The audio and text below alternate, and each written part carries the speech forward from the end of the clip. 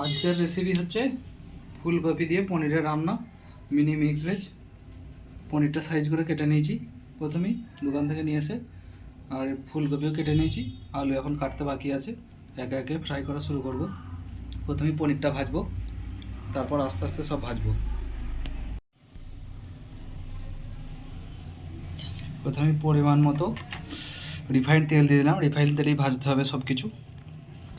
তেলটা খুব ভালো করে গরম করে নিয়েছি। এবার গ্যাসটা একদম সিম করে দেবো, দিয়ে পনিরগুলো আস্তে আস্তে সাজিয়ে দেবো। তেলটা ভালো গরম না হলে পনিরগুলো কড়াইয়ের সঙ্গে চিটিয়ে যাবে, ওই জন্যে তেলটা ভালো করে গরম করতে হবে। এবার পনিরগুলো এইভাবে আস্তে আস্তে সাজিয়ে দিতে হবে, দিয়ে একটু একটু করে ভেজে নিতে হবে।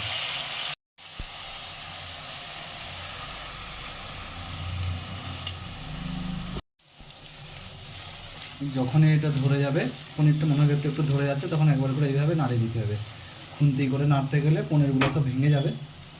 এখন পনির লাল হতে শুরু করেছে, যেন গ্যাসের ফ্লেমটা একটু কমিয়ে মিডিয়াম করে দেবো, দিয়ে এইভাবে আস্তে আস্তে ভেজে নেব।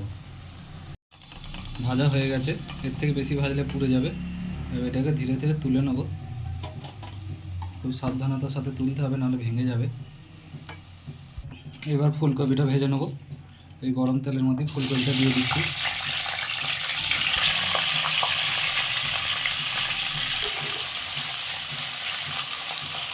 হাফ চামচ নুন দিয়ে দিচ্ছি। ফুলকপিটা পানি ছেড়ে দেবে, দিয়ে ভালো ভাজা হবে।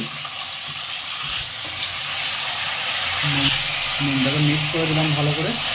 গ্যাসের ফ্লেমটা জোরেই আছে, এটা ভাজা হয়ে যাবে ভালোভাবে। ফুলকপিটা ভাজা হয়ে এসছে, এবার একটু হলুদ দিয়ে এটাকে ভেজে নিতে হবে ভালোভাবে।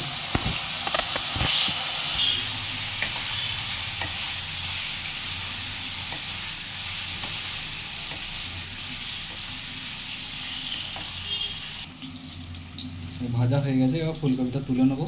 গ্যাসের ফ্লেম স্লো করে দিয়েছি, ধীরে ধীরে তুলে নেবো এটাকে তেল ছেঁকে ছেঁকে।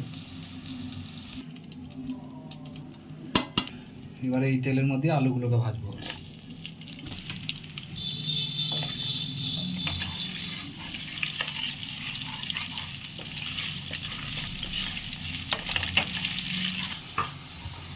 আলুটা ভালোভাবে ভাজা হয়ে গেল। আলুতে নুন হলুদ কিছুই দিইনি, কারণ ফুলকপিতে দেওয়া ছিল, বেশি দিলে বেশি হয়ে যেত, তাই ওই তেলেই ভেজে নিলাম। আর আলুগুলো তুলে নেবো, ভালোভাবে ভাজা হয়ে গেছে।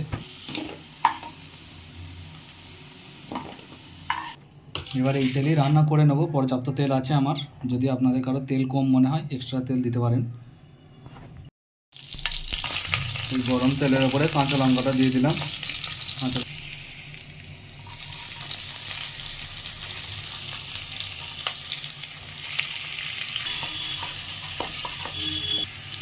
পরিমাণ মতো পেঁয়াজ দিয়েছি, তার উপরে দিয়ে দিলাম অল্প নুন, দিয়ে এবার এটাকে ভাজবো আস্তে আস্তে। পেঁয়াজ ভাজা হয়ে গেছে, এবার দিয়ে দিলাম আদা।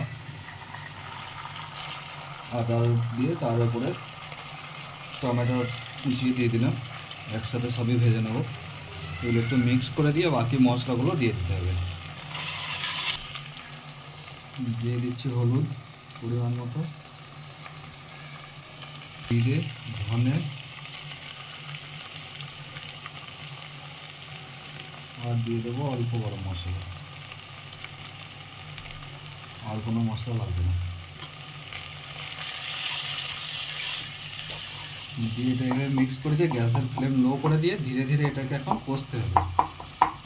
তাহলে টমেটোটা পুরো গলে পেঁয়াজের সঙ্গে মিক্স হয়ে ভালোভাবে একদম পেস্ট তৈরি হয়ে যাবে। মশলাটা পানি দিয়ে হালকা কষে নিয়েছি।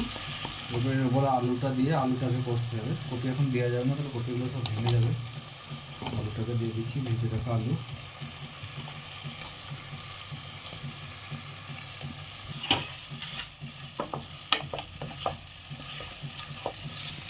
আলুটা কষে নিলাম, এবার এর উপর ফুলকপিটা ঢেলে দেবো।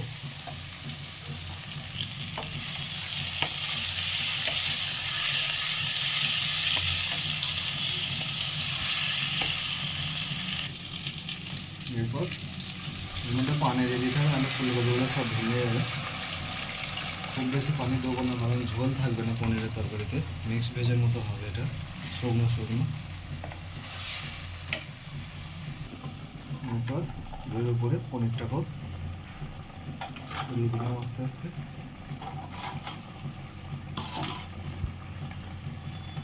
ভাজা পনিরগুলো দিয়ে দিলাম, দিয়ে গ্যাসটা একদম স্লো করে দেবো, দিয়ে এটাকে ঢাকনা দিয়ে রেখে দেবো। এটা এইভাবে ঢাকনা দেওয়া থাকবে, ভাপেতে সব কিছু নর্মাল হয়ে যাবে, যেটুকু পানি আছে সেটুকু পানিও মরে যাবে। দেখুন বন্ধুরা, রান্না কমপ্লিট, আর ঝোল টোল কিছুই নাই, সবই সিদ্ধ হয়ে গেছে। এর উপর থেকে ধনেপাতা দিয়ে দেবো, হালকা ধনেপাতা দিয়ে দিলাম উপর থেকে।